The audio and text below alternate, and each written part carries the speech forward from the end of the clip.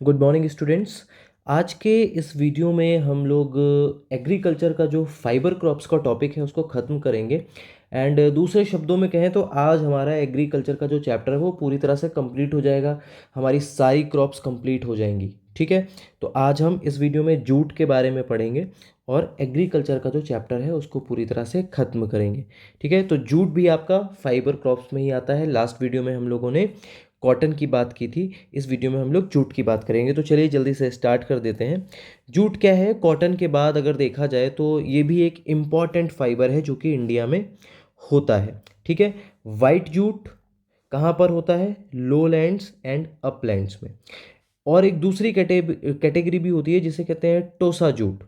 ये कहाँ होता है? ये सिर्फ अपलैंड में होता है, क्योंकि अगर लो लैंड में होगा और इन केस फ्लड आ जाती है तो ये क्रॉप क्या हो जाएगी? डैमेज हो जाएगी। ठीक है, तो क्योंकि ये फ्लड में डैमेज हो जाती है, सेंसिटिव है, तो इसीलिए इसको अपलैंड्स में ग्रो किया जाता है। जूट का यूज़ कहाँ पर करते हैं? सैक्स बनाने में, जिसको हम कहते हैं बोरा। बोरे में आपने देखा होगा ना, हिंदी में बोरे कहते हैं उनको, जिसमें बहुत चावल वगैरह धान वगैरह आता है उसको। ठीक है, तो जूट का यूज़ कहाँ पर करते हैं हम? सैक्स बनाने में और अदर पैकेजिंग मटेरियल्स बनाने में इसका यूज़ किया जाता है। उसके अलावा कई और यूटिलिटी प्रोडक्ट्स हैं, जैसे कारपेट है, रग्स है, ट्वाइन है एंड टारपोलिन्स है। ठीक है, मेस्टा भी एक मटेरियल होता है जो कि एक सस्ता इन्फीरियर सब्स्टिट्यूट है, कि अगर हम जूट यूज़ नहीं कर रहे हैं तो उसकी जगह पर मेस्टा को यूज़ कर सकते हैं, और ये एक सस्ता सब्स्टिट्यूट है किसके लिए? जूट के लिए। ठीक है, क्लाइमेटिक कंडीशन की बात कर लेते हैं हम लोग।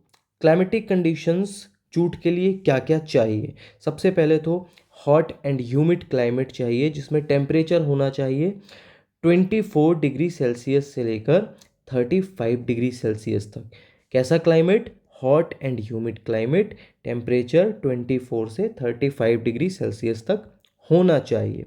क्रॉप को एनुअल रेनफॉल चाहिए 150 सेंटीमीटर से ज़्यादा, यानी कि मोर देन 150 सेंटीमीटर।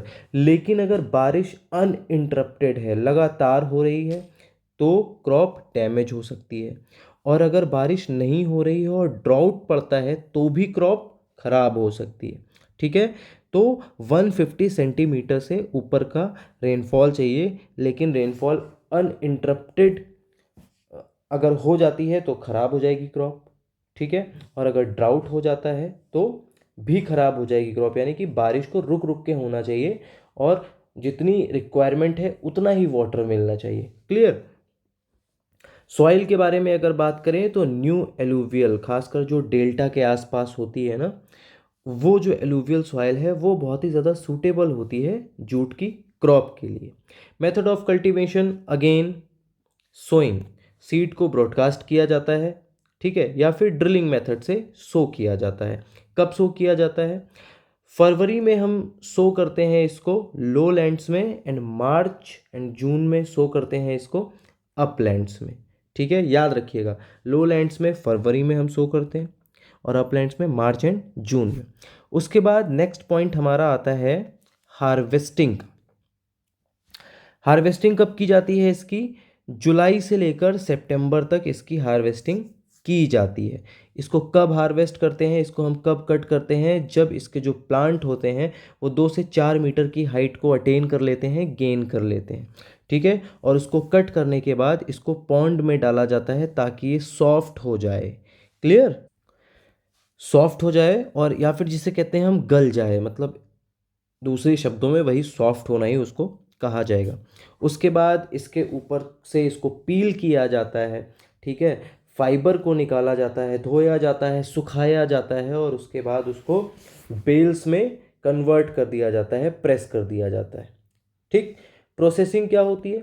अगेन वही जो हम अभी लास्ट पॉइंट में पढ़ चुके हैं कि इसको स्पेशलाइज्ड टैंक में डाला जाता है ताकि ये गल जाए, और उसके बाद अगेन सेम चीज़ लिखी है, सुखाया जाता है निकाल के। फिर उसके बाद जैसे हम कॉटन में स्पन करते थे वैसे ही यहाँ पर भी स्पन किया जाता है, वोवन किया जाता है, और उसके बाद उससे बनाए जाते हैं सैक्स एंड कारपेट्स। क्लियर? डिस्ट्रीब्यूशन की अगर हम बात करते हैं तो डिस्ट्रीब्यूशन बहुत ज़्यादा नहीं है इंडिया में।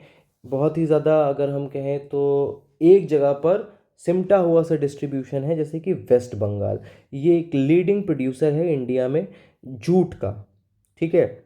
और वेस्ट बंगाल में कहाँ पर, तो जो रीजन्स हैं उनके भी नाम यहाँ पर दिए हुए हैं, जैसे कि नादिया, परगनास, जलपाईगुड़ी, मालदा एंड बुर्दवान। ये 4-5 जगह हैं जहाँ पर बहुत ज़्यादा वेस्ट बंगाल में जूट को प्रोड्यूस किया जाता है, ठीक है। और इसके अलावा असम, बिहार, उड़ीसा और उत्तर प्रदेश में भी जो जूट है वो होता है, बट उसकी क्वांटिटी उतनी नहीं होती है जितनी कि वेस्ट बंगाल में होती है, ठीक है। तो यही छोटा सा टॉपिक था जूट का जो हमें डिस्कस करना था इस वीडियो में। तो इस टॉपिक के ख़त्म होते साथ ही हमारा जो एग्रीकल्चर का चैप्टर है वो भी ख़त्म हो गया है। तो this is all about this video, and next video में मिलता हूँ किसी नेक्स्ट टॉपिक के साथ। Till then, thank you so much.